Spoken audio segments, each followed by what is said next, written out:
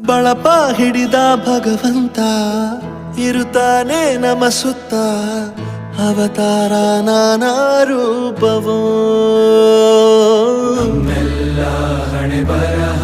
ತಿದ್ದಿ ಬರೆಯಲು ಕತ್ತಲೆಯಿಂದ ಬಂತ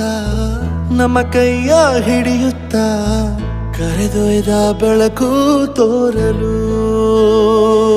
ಭಯವಾಗಿ ಗದರೋದು ನಮ್ಮ ಬೆಳೆಸಲು